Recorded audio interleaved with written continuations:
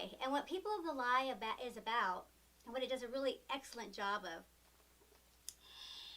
it does an excellent job of portraying, of telling real stories of how evil plays out in everyday families and everyday lives.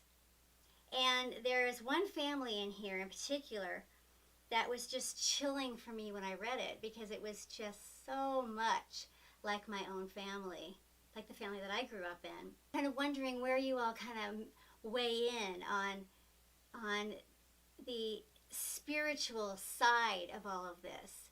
You know, how much of what we're talking about is biology, how much of it is environment, how much of it is spirit. You know, could these people be possessed?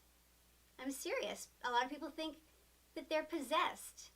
Could they be possessed?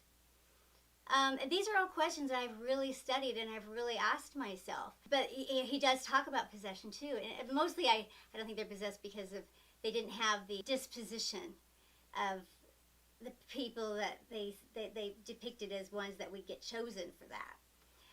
But, you know, is this evil? And do you think that they are insane? You know, these are questions. You know, are they crazy? Are they insane? Do they know what they're doing? Do they ever feel bad? Those are all really important questions. There's one family in here that just really, if you get the book and you read about a family that has Roger as the kid, and think of me, because that's the family that reminds me so much of my own. And I wonder about what happened to Roger, Roger that he tells about in this story. I wonder about what happened to him and whatever, you know, what he turned out like.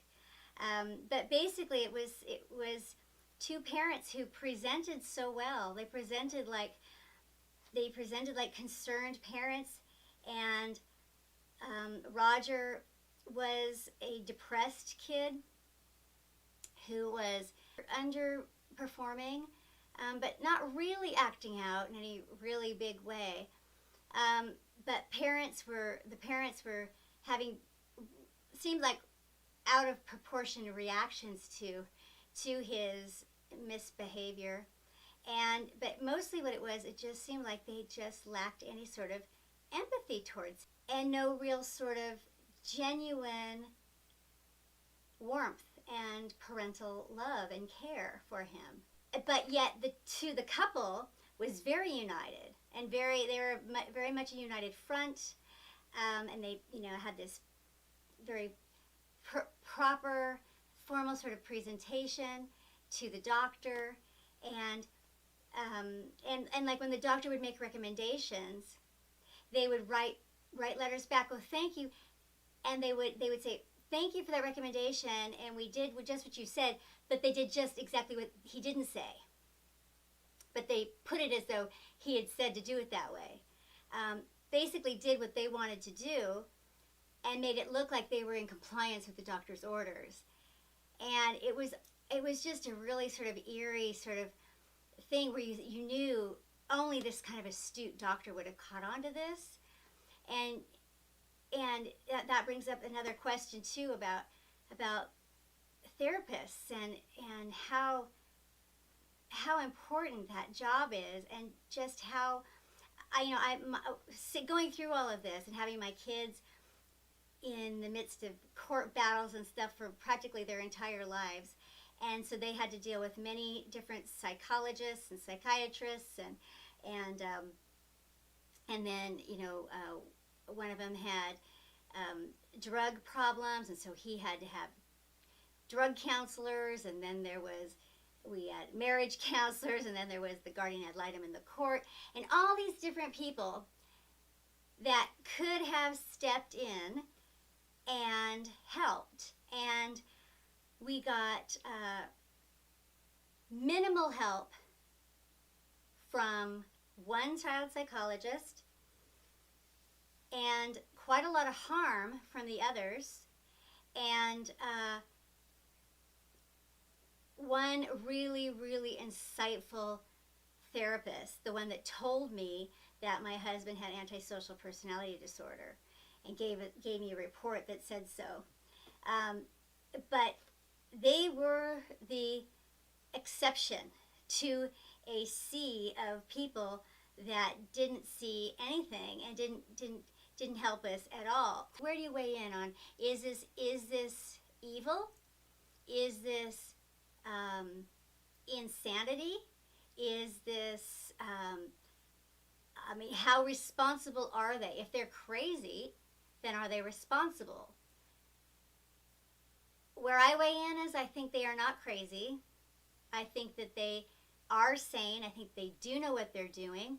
They do know what they're doing. They don't care. The way that they've made sense of the world so that they can operate on the level that they want to operate is that it's all about winning, and you do what you have to do to win, and anybody who they can beat is a fool for letting them do it, and any kind of vulnerabilities or weaknesses are to be loathed and crushed, and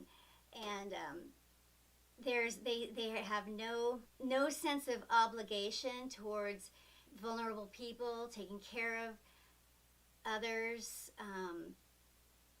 no empathy, obviously, no compassion, and even for the people they bring into the world. So it's any sense of family or any of that. It's all for their own use, all for their own, what they can get out of it, and that's it. And I believe that they know what they're doing, and that it's worth it to them to do it, to take the risk of doing it, because their chances of getting caught are slim, because they've already weighed this out and played this out, and they've been working up to what they do to you. They've been working up to it for decades. They have been playing smaller games all their lives and figuring out how to win and figuring out how to manipulate people. And so they've worked up to this. You are totally not on your playing field. This is not a game you will ever win, because they've been practicing this their whole lives, and they know what they're doing.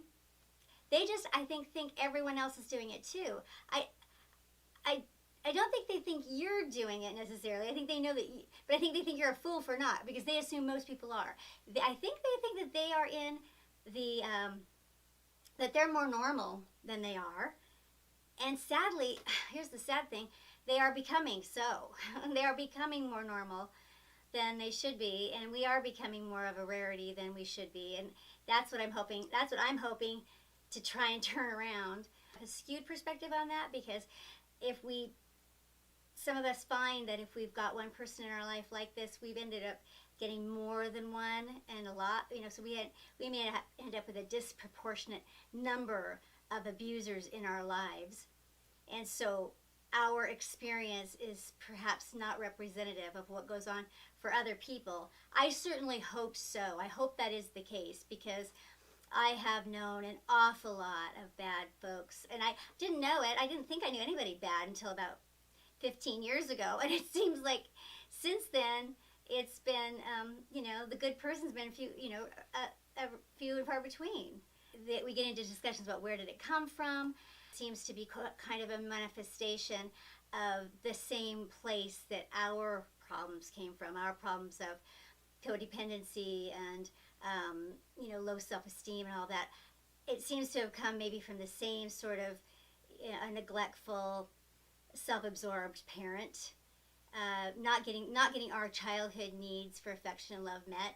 That we have that in common, which is probably a meeting point for us with them. It's just that in them it manifested differently. They decided to become like that, and we went a different way. So most evidence seems to me to point in the direction of that it kind of has the same origins as our issues have. But with my own parents, I find that a little hard to believe. They seem like they were more of the indulged, only children, kind of spoiled, kind of, that I wasn't there, so I can't say. Wanted to ask your opinion on that. Wanted you to weigh in on whether or not, what you think, what you think the problem is. Do you think they're possessed? Do you think they're evil? Do you think they're insane? Do you think they're just people without a conscience who know exactly what they're doing? What do you think? What's your experience with it? And if you haven't read People of the Lie, I recommend doing it. It's a really intense, great book with just some wonderful insights, and he's a fantastic writer too. So anyway, thank you for, please subscribe and write any comments or give me any suggestions below, and I'll talk to you later.